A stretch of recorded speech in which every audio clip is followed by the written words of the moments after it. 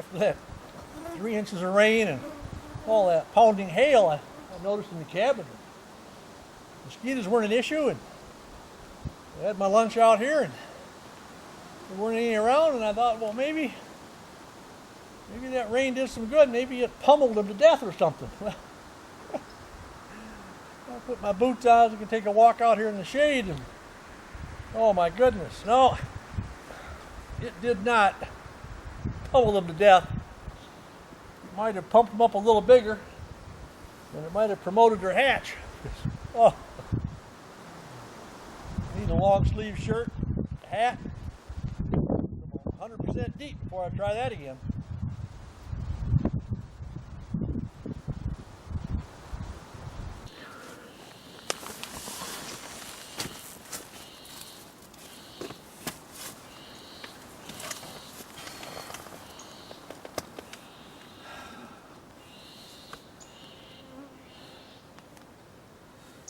Yeah, I think in the coming days,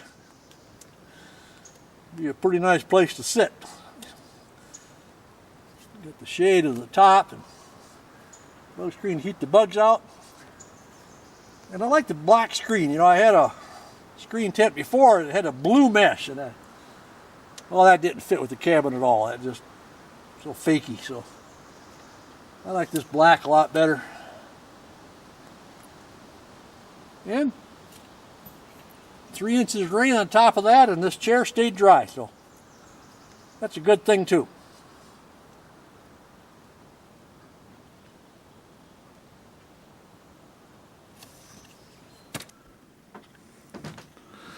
Oh, good.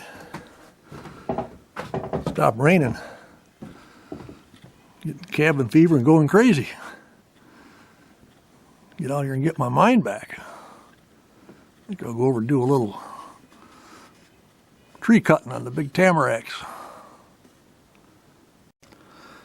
Well, on my way out, I think I'll get something out of the freezer here to have for supper. I think I'll have some venison backstrap. Got some in there somewhere.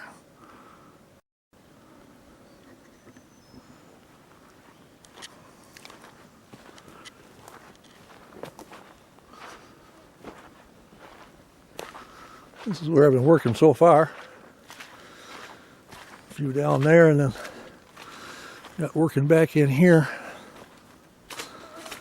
The idea here is to try to keep all the wood on one path, so we get that snow dog track next winter with some snow and frozen ground.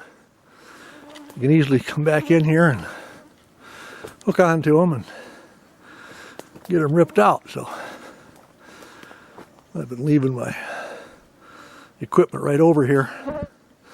Brought my boots today because I'm getting back in a little bit wetter. This is where I've been throwing the debris over here. Now, I was sizing this up last night before I quit. I got one more big tamarack back here that looks pretty straight and big. I got some ones that in here are kind of crooked, but I don't think I want to really mess with them. Okay, here it is back here.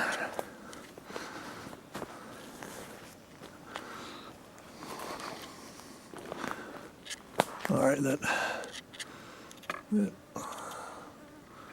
biggest tree way in the background there, that's the one I'm after. Nice and big and tall and straight. Should be able to get one really big log for cutting floor and roof planks. Actually too big a diameter to use on the walls, but I'll gladly have it to make some nice big slabs for the floor. Well, now I'm at the base of the tree.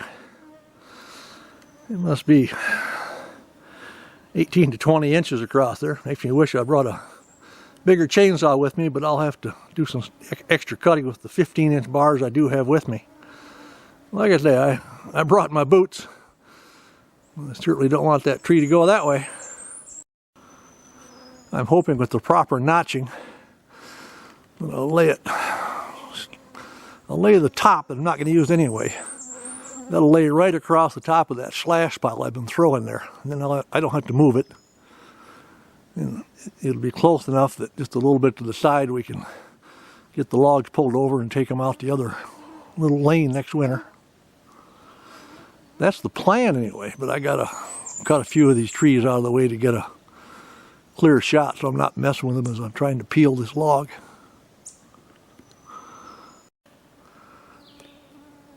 Okay, I got the cleared out. Ideally, I want that trunk back in there. Already got the part of the cut started. I want that tree to come down right just to the right of this old rotten stump. The stump's rotten enough, it'll just disappear in the mess, but that's what I'm aiming for. There's a lot of jokers like me on YouTube that out cutting trees, and you're watching what goes on here, and you look here, look, I'm putting some steel wedges in there. Now, a friend, one of my fans, sent me a couple nice plastic wedges, but I forgot them back in the outhouse, and so I'm slamming these steel ones in there, and it's not the right way to go. But if you want to know the right way to cut trees, I'm going to put a link for these guys in the description, but guilty of treason. That should get you there. Guilty of treason. Now, these guys, they got some videos. They know what they're doing, and if you follow their instructions, you'll be a lot better off than I am. I'm always miscutting, cutting too far, cutting too fast. So I get the job done, but I'm telling you, guilty of treason, that's the place you want to check out.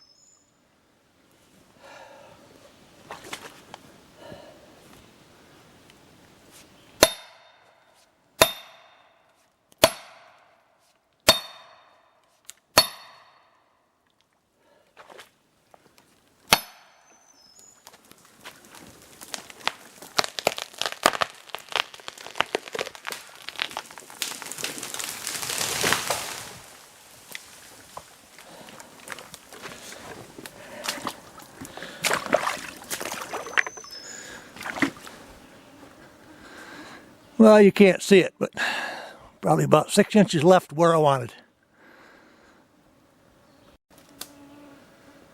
I was reading a cabin building book back at the stove side of the cabin this morning. It talked about the times of year to cut your trees for a cabin. They actually preferred the winter because there's less sap in the trees. They also mentioned there's no bugs, there's no swamps, and there's no heat. They said really a downfall of the springtime cutting is there's so much sap in the wood, you're more apt to get some cracking and things like that as it dries. The only good thing is that they peel like a banana. Now they kind of thought that really wasn't worth it, but as I've seen those guys on YouTube going away a few square inches at a time trying to get that bark off, I think I'll put up with these bugs, that water, and this heat. But then, I'm only doing a tree a day too, and I might not even get this one done today. I might go take a break, because you can see I'm sweating, it's hot, it's buggy. But we're outdoors, we're having fun. Keep it that way.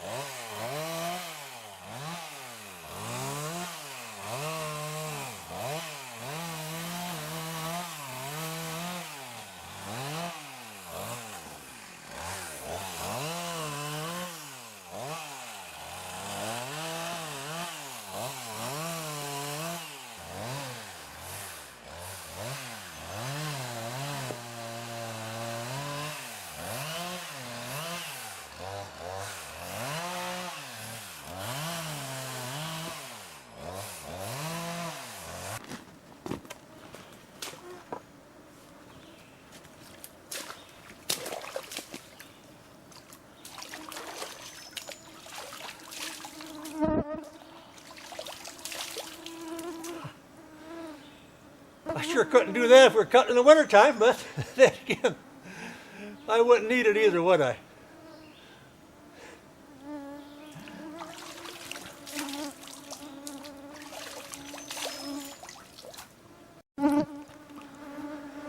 When I'm selecting these trees, I'm trying to stand off to the side, build a couple different angles, and look straight up and just get the best trunks. Well, this one, it's got me a really good trunk here, and I would have taken the tree, but a little bit disappointed to see that little bit of a swerve down there that probably about halfway through what would have been the second log. So I may have to cut a nice log, skip a little bit, and then get one more log. I was kind of hoping for 3 out of this big brute.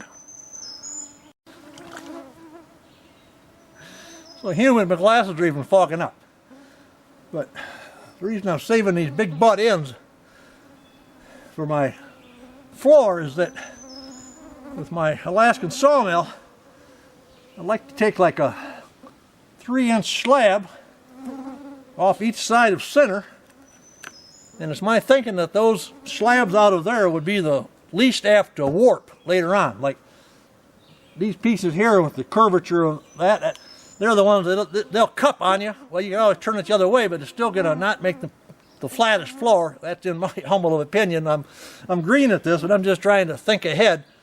And obviously this length, this width won't carry all that far down there, but if I cut 2 of them and you flip one and you put the other one going the other way, you end up moving across the floor a pretty good distance with each slab of flooring. And that's my goal with these big pieces like this. That's why I'm out searching them out. And it looks like I got no trouble at all. I'm cutting them 14.5, 15 foot. That way I know I've got enough to go clear across the floor. And then the roof boards won't be that long, but I can take these oddballs that I don't want to have on the floor, and that's where I'll cut my roof boards out of them. At least that's the plan as I'm going forward here. This is going to work out really good after all. My first section here is I'll cut that for the floorboards at 15 foot long, and even on the narrow end it's going to be 11 inches. And it's going to be 15 inches across the wide end, so you flip them back and forth on the floor and 2 pieces are going to cover 26 inches going across that floor. Well, I'd like to have a lot of those. The next log down even, it pretty much carries through, or it'll make an 11-inch board for 15 more feet. And then after that, there's still a 16.5 foot wall log that the smallest taper in the end is still 7.5 inches. So you're going to get a lot of good wood out of this big brute.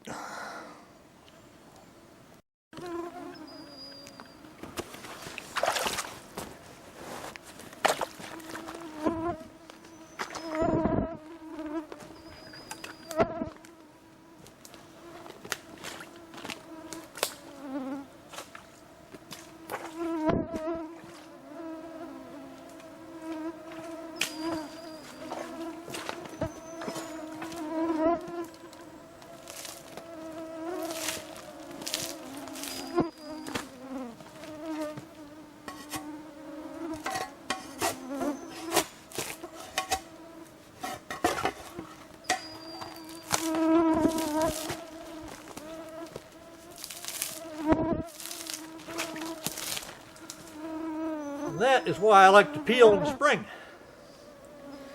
But not today. I think I got enough. I'll come back tomorrow and I'll get all this peeled. But I don't think I'm going to cut it in the log sections. I think I'll put some props under it so it won't keep the wood fairly straight. I don't know if that log would sag or not, but it looks to me like it might. I want to keep it straight as it dries. And then next fall I can come in here with my solar powered boulder lifter, but I'll make it a solar powered log puller instead. And I'll get hold of this thing and I'll get it all pulled out onto the same trail here as the other logs. It'll be a bit of a little work in the fall, but come wintertime I won't have to make a packed snow track clear back and all that big mess.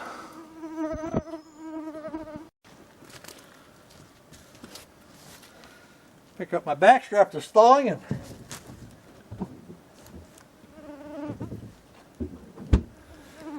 really think a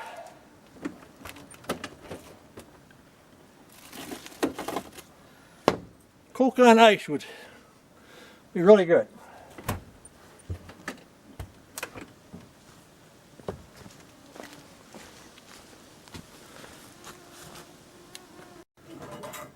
I think to get the most enjoyment out of this,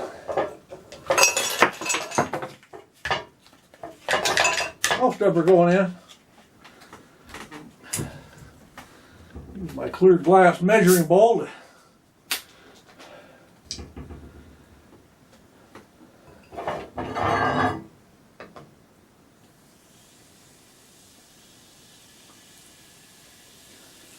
try to preserve as much fizz as I can.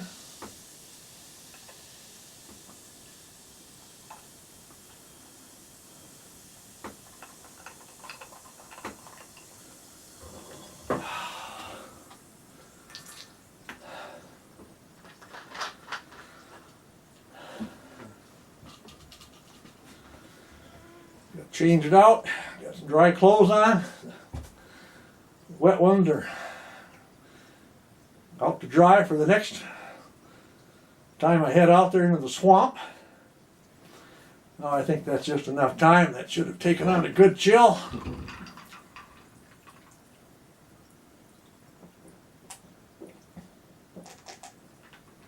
Ah,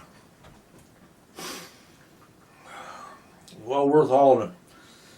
A couple bottles of Coke in here.